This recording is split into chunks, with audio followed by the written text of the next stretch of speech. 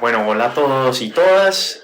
Muchas gracias por escuchar este nuevo episodio. Este es nuestro cuarto episodio del podcast de la línea de investigación en Derecho Internacional desde el Sur Global. Hoy contamos con un valioso invitado, Jefferson. Jefferson nos acompaña. Jefferson es un indígena de la comunidad Misak y la idea de este capítulo, como lo habíamos mencionado en el anterior, es hablar sobre cómo indigenizar al derecho internacional, que sin duda la visión indígena es una visión desde el sur global al derecho internacional. Hoy nos acompaña Alejandro nuevamente, Sofía, Javier, Luis y pues de mi parte Martín. Así que nada, pues si quieres Sofía, cuéntanos más o menos un preámbulo sobre lo que va a ser este episodio y después escuchamos a Jefferson. Claro. Bueno, hola a todos y todas. La idea de este capítulo, ya ahondando un poquito más en el tema, es de construir el entendimiento de que Occidente es superior al resto. Entonces, en este capítulo buscamos que el Estado no sea concebido como el único sujeto de derecho internacional, tal como sucede hoy en día, pues esto conlleva a la extinción de las comunidades indígenas. Los saberes indígenas deben ser incorporados al derecho internacional. Por tanto, buscamos escuchar, no para ver cómo el derecho internacional regula y refiere a los indígenas, sino para ver cómo el derecho internacional puede tener un origen verdaderamente en lo indígena. Entonces, sin lugar a dudas, pues creemos que el derecho debería incluir los saberes indígenas, como dijimos, y para ello es importante escuchar esta historia y enamorarnos de esta cultura, sin lugar a dudas. Entonces, Jefferson, cuéntanos un poquito sobre esto, ¿qué opinas? Bueno, hola a todos, las personas que pues, nos están escuchando. Un saludo cordial del pueblo Misak, ubicado en Silvia, Cauca, resguardo indígena de Guambía, aquí en Colombia. Entonces, un saludo. Martugu, Miami, Samera. Con esto, pues, creo que nosotros como pueblos indígenas, aquí en Colombia, habemos muchos, más de 116 pueblos indígenas actualmente, con unos pueblos indígenas que tenemos nuestras propias lenguas. En la actualidad pues hablamos de 60 lenguas indígenas.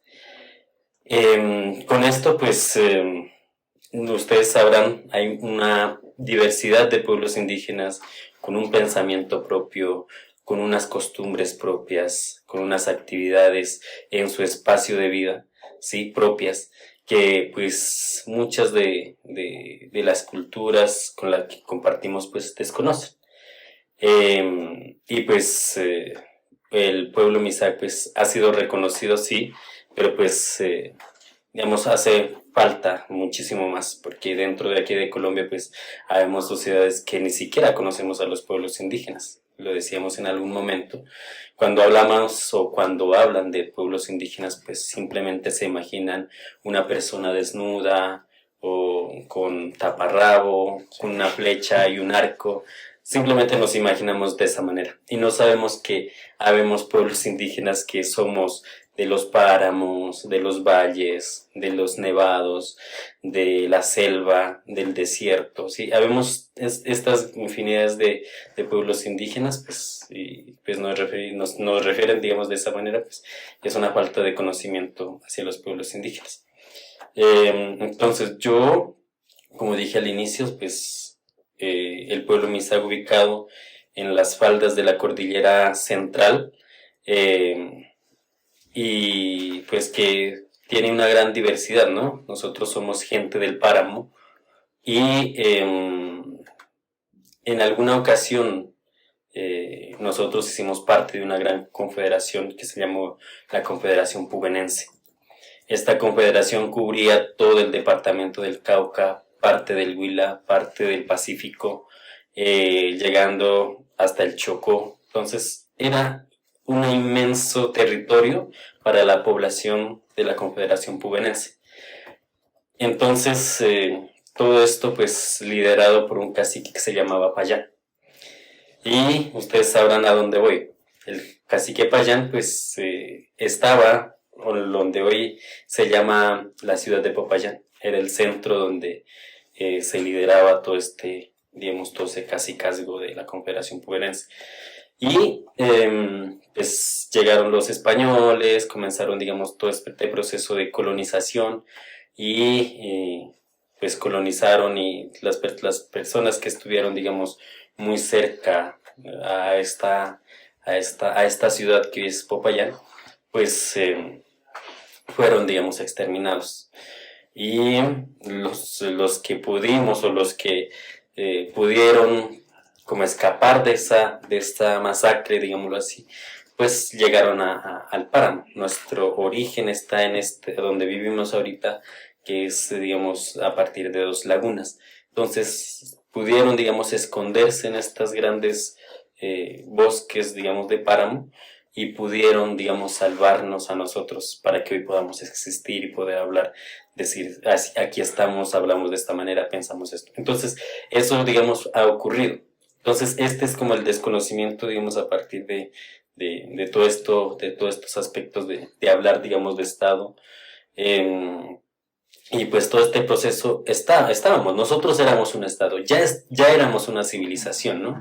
A nosotros nos dicen, llegamos y los civilizamos, a nosotros nos dijeron, fueron salvajes, y no. Ustedes sabrán, digamos, a partir de la historia, teníamos grandes líderes, lideresas también, y todo eso pues nos lo acabaron. Entonces, y ya después de haber acabado, pues comienza una nueva forma de poder llamarse nación, por ejemplo, la nación de Colombia. ¿Y qué es lo que se necesita para ser una nación? ¿Sí? Y las leyes lo dicen. Se necesita un pensamiento, se necesita una creencia, se necesita un idioma, se necesita un Estado, o quienes gobiernen un Estado. Digamos, todas estas cosas lo comienzan a armar después de haber exterminado todo ese Estado que ya estaba conformado. Y se arma a partir de, digamos, de algo que es, digamos, la arqueología. O sea, yo estudio arqueología y por eso, digamos, conozco esta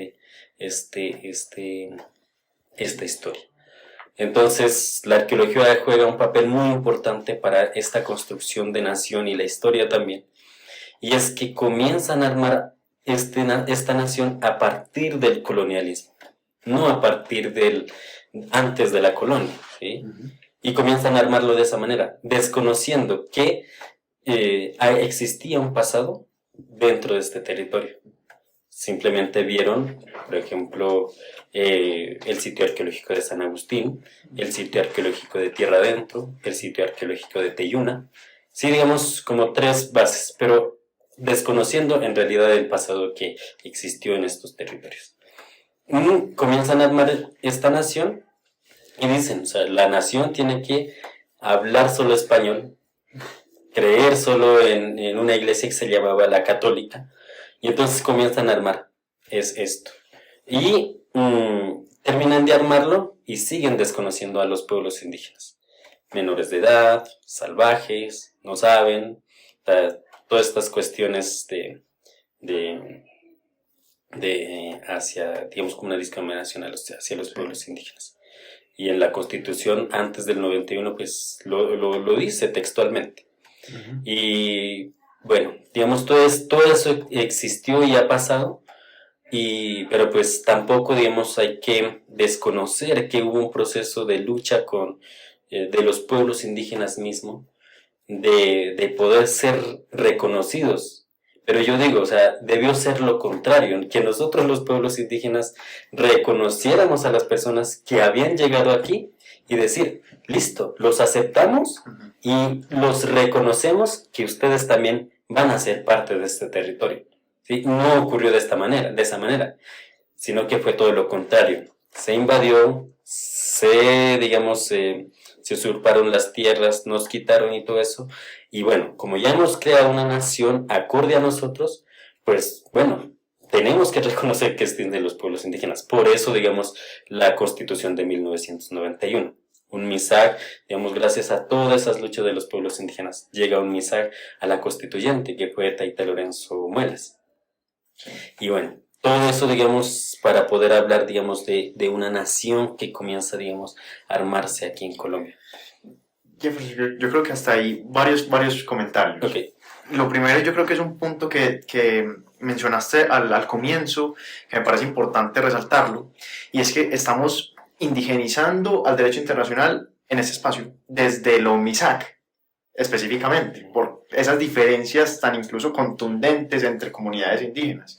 Este espacio es desde lo MISAC, que sin duda es fundamental, pero vale la pena hacer la aclaración. Otro tema, me fascina el punto, cómo te refieres a los elementos del Estado y cómo, claro, llegan y los imponen, imponen un Estado donde ya existía algo así, donde ya existía una nación, si se quiere, una civilización. ¿Cuáles eran los elementos? No sé si sea muy difícil, no sé, pero ¿cuáles eran los elementos del Estado antes de ese Estado español? ¿Qué constituía una civilización indígena antes de esa invasión? Ok, bueno, a nosotros, según la arqueología, ¿no? Sí. Pues siempre nos hablan, digamos, de unas fases, ¿no? Unas fases de tribu, estado o cacicazgos, digamos, existían, digamos, todas estas ramas. Y llegaron, digamos, a que este pedazo de tierra que existía ahorita, pues siempre se regía, digamos, de los cacicazgos. Okay. Y habían un cacicazgo central, por eso he hablado, digamos, de Payán, que era, por eso lo tomaron con el nombre del cacique Payán y lo renombraron Popayán. Y Popayán también está en Namri. Payán. Entonces, Pu es como paja, Pa es 2, y Payán es como el sitio donde ejercía esa persona y donde se dialogaba con los otros caciques. Eso es como lo que es, digamos, así como de manera general traduce. Entonces existían esos. Y, por ejemplo, la mujer hacía parte de estos cacicazgos. Llegó el español y se convirtió en machismo, y sí, luego después ya, digamos, solo los hombres comenzaban a ejercer el poder. Entonces, existía este centro. Y habían, para conformar ese, yo hablo no de un estado, sino de una confederación, ¿sí? Genial. Entonces, estaba esta confederación con algo central, pero también habían, digamos, como territorios. Ahorita podemos decir, bueno, los departamentos. Ya. Entonces, estaban, digamos, estos otros caciques que también hacían parte, digamos, de esta gran masa de liderazgos, y estaban así. Y, por ejemplo, Piendamó, que también era un cacique. Pisita es una mujer, Pisita, que también era una cacique. Mamá Manuela, que también era una cacique. El cacique Calambás, sí, estaban, digamos, así en todos los sectores, ¿sí? Y había un centro, sí, entonces, y habían otros sectores así. Y esa era como la conformación. Toda la nación, o sea, toda la confederación hablaba un solo idioma. En este caso, hablando de los MISAC, el Namrik, ¿sí? El Namrik. Y la creencia más, digamos, más importante regía a partir, digamos, de las 4 plantas. Había un sabio, el cacique conocía todo. Eran esos caciques que, o sea, sabían, digamos, todos los idiomas de los demás pueblos. Entonces, por ejemplo, este cacique podía comunicarse con los arhuacos, con los cogis, con los guayú, con los del Amazonas. Entonces sabía toda esa comunicación. Entonces hablaba. Entonces esos eran como los elementos de poder. En primer lugar, comunicarse entre todos y que hubiera, digamos, ese diálogo entre las otras autoridades. Sí. Digamos, un centro, unos otros centros, digamos, de otros cacicazgos, líderes, el hablar, el creer. y en tener un territorio, o sea, es lo más importante. Y por eso para nosotros los Misaj se dice que hay en 1980 nació ese lema de poder decir recuperar la tierra para recuperarlo todo, ¿sí? Entonces era la base fundamental de todo, ¿sí? Un territorio, unas creencias, un idioma. Ahorita también es lo mismo, para crear una nación, por eso le estaba como comparando, o sea, para crear esa nación también se regían de esos mismos, digamos, como principios, para poder decir, bueno, aquí hablamos español y vamos a hablar español, aquí vamos a crear una sola religión y aquí vamos a armar un solo estado, que va a ser el centro, digamos, aquí, Sí. la capital. Entonces, digamos, como que o sea, hablando, digamos, comparándolos, era cacicazgos y una nación, digamos, de pueblos que se podían comunicar entre sí. Sí.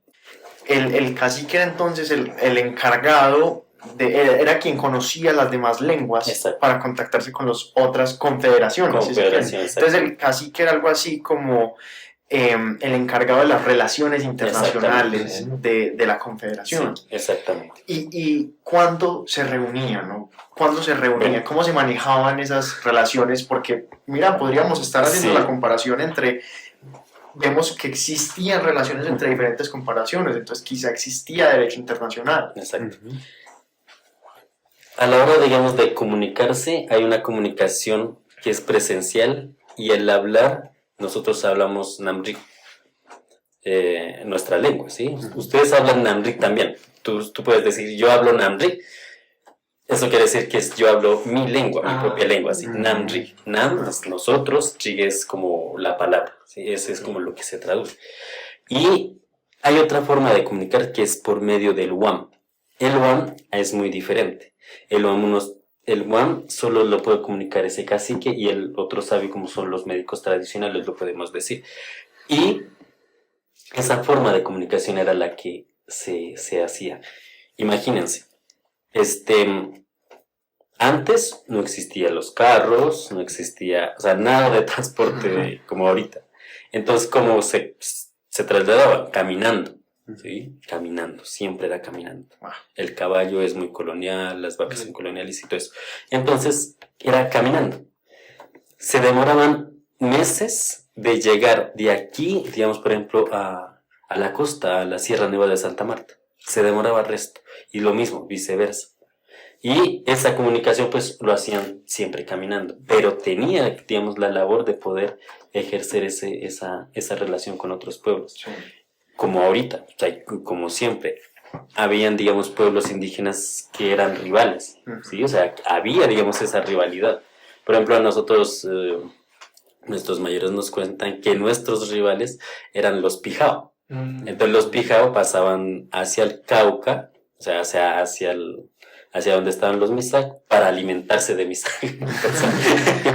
Digamos, a nosotros nos cuentan, digamos, esa historia. O sea, ahorita somos muy hermanos, conocemos, digamos, esa realidad que pasó, pero pues ahorita no podemos decir, no, pasó eso y vamos a seguir peleando. No, sino que pasó eso, pero pues es una historia que muchas veces, digamos, pasan en este proceso.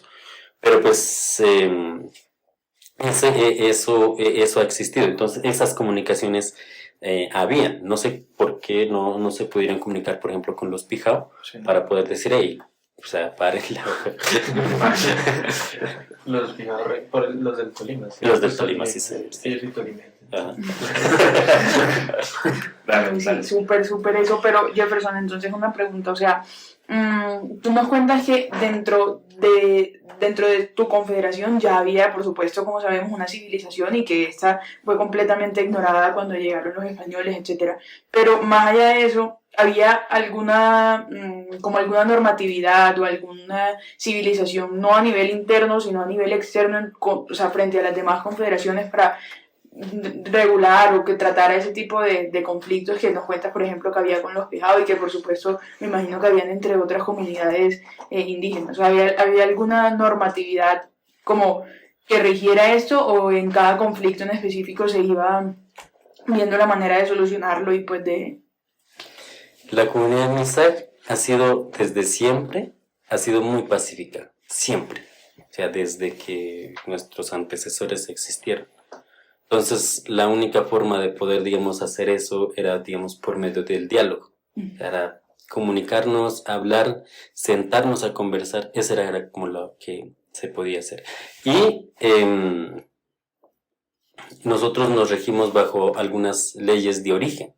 Esas leyes de origen, pues, están ahí inmersas. Y es como, por ejemplo, son cosas como, se podría decir como muy simples, pero que son muy significativos. Por ejemplo, si yo digo, en la mañana, si yo no atizo el fogón, Sí. entonces yo voy a un lado, a otra casa del vecino, y entonces a mí no me van a ofrecer nada si yo no ayudo a atizar el fogón. Esas como son, o sea, parecen simples, pero pues implica aquí esta práctica, implica allá. Entonces, esa es como, como las leyes, por eso las leyes de origen nos rigen a actuar o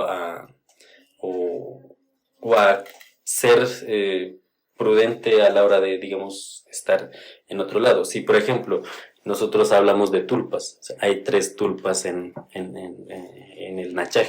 Si yo subo mi pie, apenas amanece, subió mi pie allí, entonces me dicen, hey, tenga cuidado con eso, porque si vas caminando y cruzas un puente, el puente se te va a quebrar. O sea, digamos, son leyes, digamos, de esa manera. Sí. Por ejemplo, a la hora de construir una casa, donde puedes, digamos, sacar como la madera, o a la hora de conversar con otra persona, cómo puedes, digamos, dialogar tú con esas otras personas. Entonces, están en un núcleo que es la cocina o el nachak, nosotros le llamamos. Y es el lugar donde a nosotros normativamente nos dicen cómo tenemos que ser para ser misak. ¿Sí? Porque si yo comienzo a actuar de una manera distinta, entonces ya estoy perdiendo mi esencia del ser misak. ¿Sí? Porque yo no he escuchado. Bueno, y la otra cuestión, digamos, a partir de estas, digamos que existen esas leyes, pues hay otra forma y es que nosotros siempre vamos a seguir las huellas de nuestros mayores. Son los mayores los que nos van a guiar a nosotros, siempre. Entonces, esas, digamos, como las formas en las que nosotros siempre vamos a estar. Y, como les dije, o sea, el misak hasta ahorita o siempre ha sido muy pacífico y es por medio del diálogo. ¿Por qué? Porque a nosotros nos han enseñado que dentro de la cocina o dentro del nachak, pues tenemos que hablar para resolver problemas como las de la que usted me estaba comentando y ahorita la que estaba exponiendo. Y por eso, digamos, había muchas otras confederaciones que se llevaban bien con los pueblos indígenas o entre los mismos pueblos indígenas, ¿sí? O sea, no podemos negar que también hubo rivalidades y todo eso, pero pues era por ese medio. Ok, pero o sea, aparte de eso, o sea, porque esto que tú me cuentas de estas leyes de origen que pues son en realidad la base de muchísimas disposiciones específicas que conocemos hoy en día y que vienen de ahí, además de esto había como normas comunes a todas las comunidades o estas normas eran solo para los misak. Eran para los misak, para que a la hora de poder, igual, o sea, era solamente para los misak y el único que era, digamos, como le dije, que interactuaba con otros pueblos era el cacique. ¿Sí? Era el cacique. Estas normas existían solo para los misak. Entonces, había, bueno, por ejemplo, la arqueología dice que en el sur del Cauca existía un fuerte. Entonces, ese fuerte, de ahí no podían pasar, digamos, los misak, porque estaban otros pueblos indígenas donde no podíamos como invadir otro territorio, pero pues, por el sur del Cauca.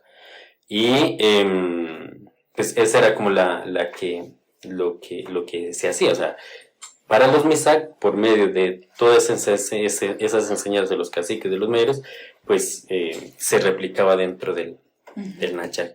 ¿Para qué? Para los misak. Pero, pues esta persona que era líder, pues era como la persona que siempre estaba apaciguando, hablando, conversando, o sea, relacionándose con otros pueblos indígenas para que, pues, o sea, la convivencia fuera bien. ¿Sí? Claro. y era él el que regía, digamos, todo. Y, por ejemplo, puedo estar, digamos, acá hay un cacique, o sea, este es el centro, aquí hay un cacique, y aquí era el límite, digamos, podemos decir, del territorio de los Misay. Y entonces, el cacique de aquí, pues llevaba toda la información, es decir, mire, esto está pasando acá, de esta manera y todo eso. Llevaba esta información para que esta persona que está aquí, pues fuera el que se comunicara y pudiera, digamos, hablar a partir de ese diálogo. Ese era como así, digamos, bueno, pues lo estoy contando a partir de lo que a mí estos mayores me han contado, Sí, ¿no? claro.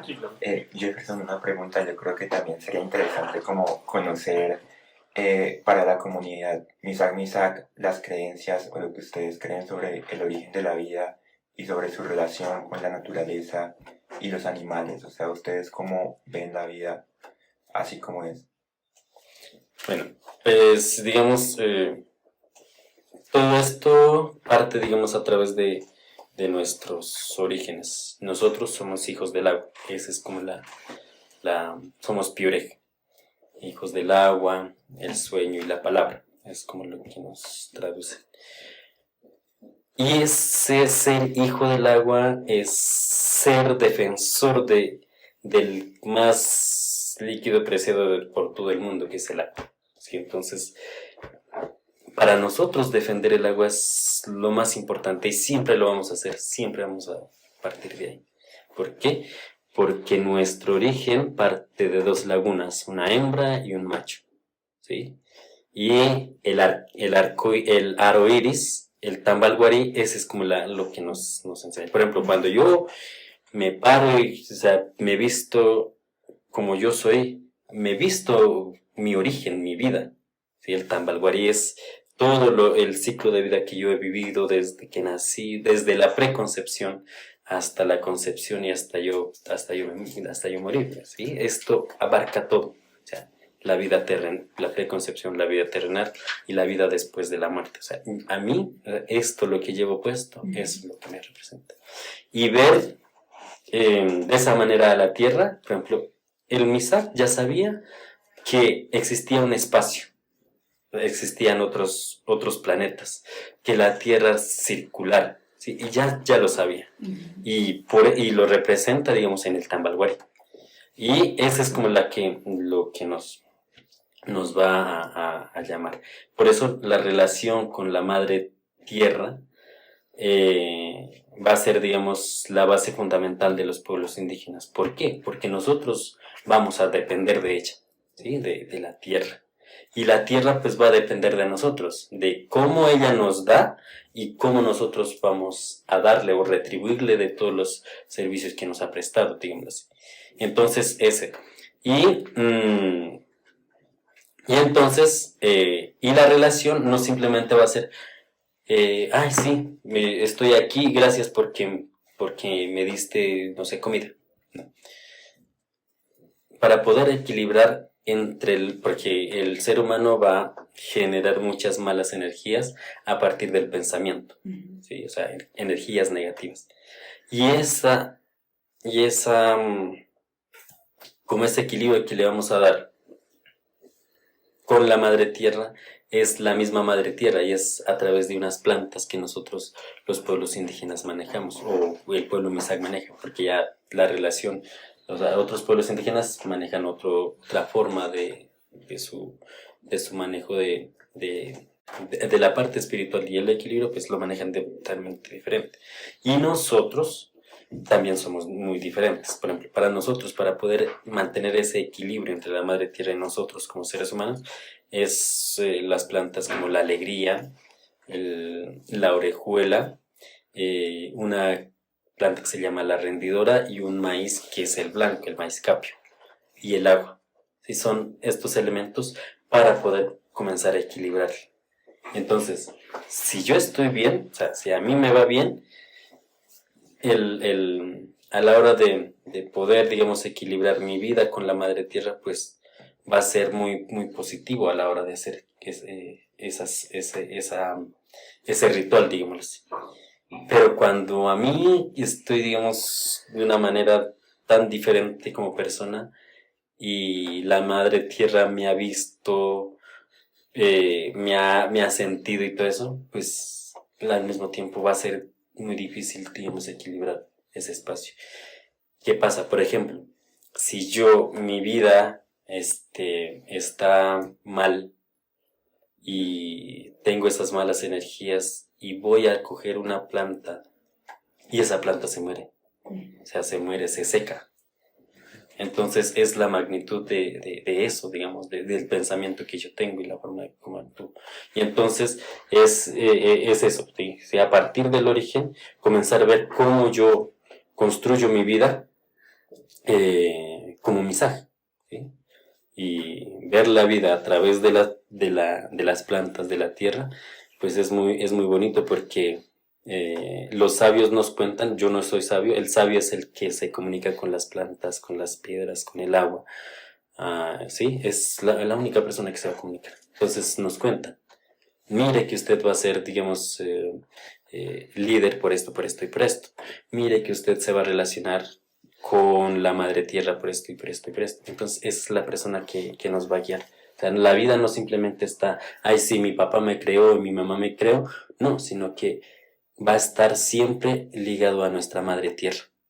Nuestros papás están, pero la forma en la que la creación se ha dado en los Misak, pues es a partir de la tierra y es a partir del agua. Y uno, digamos, a veces, por ejemplo, a nosotros nos decían, usted es hijo del agua, ustedes son hijos del agua. Y uno decía, bueno, por todo el origen que nos quedan, dicen, pero es raro, ¿no? O sea, ¿cómo pudo haber sucedido eso? Pero a la final ya mientras uno va creciendo y nos van contando esa historia, y uno se da cuenta que el cuerpo, y a través, digamos, de la ciencia lo comprueban, el 80% del cuerpo de uno es agua, ¿sí? Claro. Y cuando venimos, digamos, de la mujer, nuestro origen, no sé si en alguna ocasión podemos dibujarlo, cuando vemos como las dos lagunas, a la hora de formar, forma un útero. Entonces representa a la mujer. Sí. Entonces por eso le llamamos, digamos, como la madre tierra. Siempre va a estar, por eso yo le estaba diciendo, el machismo, el colonial, el feminismo es muy colonial. Nosotros éramos a la par, trabajábamos a la par, pensábamos a la par, pero llegó la religión católica, llegó el español y dejó a la mujer, le dijo, mire, la mujer no tiene que estar a la par. La mujer, recuerde que la Biblia dice, la sacaron de su costilla, por ende, mire dónde está su cabeza y mire dónde está la costilla. Le dijeron eso. Entonces, claro, le creyeron y ¡pam! La mujer quedó, digamos, detrás del hombre. Entonces, siempre yo, digamos, manifiesto eso porque así fue. Y ahorita, a la mujer, durante tantos años, se luchó para que la mujer gobernara dentro de un territorio hasta que en el 2005, por ejemplo, fue una gobernadora que subió, digamos, en el 2005 una gobernadora Misaj en Guambía. Luego así pasaron los años en el 2011 de nuevo. Pero pues imagínense, para poder que eso pasara, se tuvo que luchar muchas cosas. Descolonizar nuestro pensamiento literal y poder decir, nosotros éramos entre el hombre y la mujer, íbamos a la par y no uno detrás y uno delante. Entonces, por ejemplo, para nosotros, digamos, hay dos lagunas. Uno que es el Ñimbe, soy malo dibujando. Tranquilo. Entonces, y el otro es Piendamó. Y es muy curioso. El Ñimbe es a la forma en la que nosotros le llamamos a nuestras esposas, a nuestra esposa. Nunca le llamamos por el nombre. Le decimos ñi, au ñi. ¿Sí? Nunca tenemos que llamar por el nombre a nuestra pareja. Y lo mismo con las demás. O sea, no quiero decir que tengan varias mujeres, sino que la mujer también con el marido tiene que decirle ñi, y el hombre con la mujer también tiene que decirle ñi. Entonces, ñimbe representa a la mujer. Y es muy curioso porque es esta laguna la que produce peces. Y esta laguna que es digamos, representa al hombre, pues él no, por ejemplo, él no produce, digamos, peces.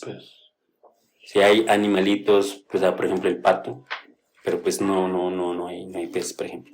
Y esto, digamos, conecta con el que yo le estaba diciendo, o sea, con el arco iris, el aro iris. Sí. Para nosotros no es arco, el aro iris está completo, o sea, se conecta completamente, ¿sí? Entonces por aquí es invisible, aquí se ve. Y está también, digamos, el tambalguarí, que es lo que representa la vida, el territorio, la tierra, el universo. Y comienza, digamos, a bajar los ríos de ahí. Esto se conecta acá y esto comienza a bajar. Así. Entonces, esta para nosotros representan las trompas de falopio de la mujer. Esto de, o sea, el útero, Sí. literal todo, y nacen dos niños, una niña y un niño, comienzan a bajar por aquí y son recogidos acá. Muy curioso, ¿no? Sí. Sí.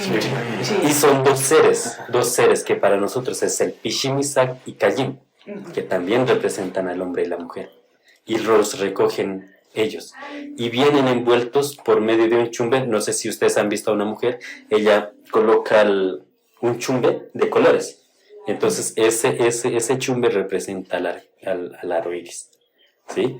Y vienen envueltos, entonces, y representa muchísimo porque dice la historia que son dos momentos. Un momento en el que el agua, o sea, las lagunas paren, digamos, a los niños, y vienen dos veces, tres formas de agua. Entonces nosotros hablamos de las aguas. Y una forma en la que, o sea, un olor fuerte, con todo lo que ha existido ahí en el río, baja todo, una avalancha tremenda, baja todo y limpia, digamos, ese río. ¿Para qué? Para que el nuevo ser comience a bajar. Y viene un agua cristalina, bien tranquila, envuelta en unos como canastos, pimbur le decimos allá nosotros. Sí. Y son como, o sea, plantas de paja que ellos forman y son como unas cunitas, micheras. Entonces ellos vienen ahí, en esa agua cristalina. Y la otra ya, para terminar de parir, digamos, hablemos así, a los niños, pues al final, pues, viene otra avalancha fuerte, nuevamente limpiando todo eso que dejó, digamos, a su paso. Y, digamos, el Pishimisak, digamos, los dos seres, pues los recoge, la mujer y el hombre. Y iban a ser los primeros caciques para el pueblo Misak, que se llamarán en su momento, pues, Taitaciro, pues el cacique que controla la lluvia y los truenos, y mamá Manuela, que ve, digamos, que gobierna toda la parte, digamos, bueno, Taitaciro gobierna la parte espiritual y mamá Manuela gobierna la parte terrenal. Entonces, ese es como dos personas que comienzan a formarse. Y así fuimos creados nosotros. Y entonces, por eso les digo, a la hora de poder uno ver todo esto, dice, realmente nosotros, los pueblos indígenas, o los Misak, hablando específicamente, valorábamos a la mujer como parte de la vida, que nos creaba, que nos daba la vida, y no, o sea, dejar de atrás siempre a la mujer, porque ahorita, eso sí, o sea, reconociéndolo ahorita, eso sí pasa. Porque, o sea, que podemos decir que es una mentira, o lo que cuentan los libros, que es como que los hombres iban a cazar y a pescar y las mujeres se quedaban como en estos territorios. Exacto, o sea, la arqueología, la antropología interpretaron las cosas de los pueblos indígenas a su manera. ¿Sí? A mí me enseñan una arqueología, digamos, de un pensamiento, digamos, que quizás de la Universidad de Pittsburgh creo que se llama, sí, de otras universidades, y enseñan ese pensamiento, ¿sí? Te clavan ese pensamiento. Si yo me creo todo eso y voy y hago una investigación arqueológica o antropológica, pues yo voy a interpretar a lo que a mí como me han enseñado, me han dicho, y no tengo en cuenta todo lo que dicen los pueblos indígenas. ¿Por qué? Porque para la ciencia todo lo que decimos nosotros es mito. Sí. Entonces digamos, es eso lo que, digamos, hay que analizar. Entonces hay que tener en cuenta ahorita toda la antropología, o sea, todas las ciencias que van hacia ahorita los pueblos indígenas. Si ustedes van hacia los pueblos indígenas a hacer una investigación, van a ser muy recelosos a la hora de poder brindar una información. ¿Por qué? Porque pasó eso. Claro. Interpretaron a su manera y no les tuvieron en cuenta. Claro. Y entonces es como lo que ahorita se está pensando. Por eso, pueblos indígenas en universidades como esta, en universidades públicas, privadas. ¿Para qué? Para poder decir, tenemos una forma de investigar nosotros. Por ejemplo, aquí en el externado hay línea de investigación a partir del pensamiento indígena, ¿sí? En ciencias sociales, por ejemplo. Entonces, proponer eso a las ciencias sociales o a la ciencia misma va a ser muy difícil, porque en sí la ciencia no te va a creer lo que uno está diciendo, que existen estos. Tiene que uno demostrar que, no sé, un científico ya lo haya dicho, o que, no sé, algo así tiene que pasar, ¿no? Para que sea creíble. Pero pues de la mano de los pueblos indígenas a veces nosotros hablamos, pero y no se cree, o no se hace, digamos, esa forma de poder incluir dentro de la ciencia a los pueblos indígenas. Y es lo mismo que pasa, digamos, por ejemplo, cuando uno remite a la pregunta inicial, digamos, de poder ver el Estado dentro de los pueblos indígenas. Nosotros últimamente, por ejemplo, ¿qué estamos pensando? Nosotros somos una nación. En el 2010, 2011, se dijo que la nación Misay estaba en movimiento a la hora de salir a marchar o a protestar.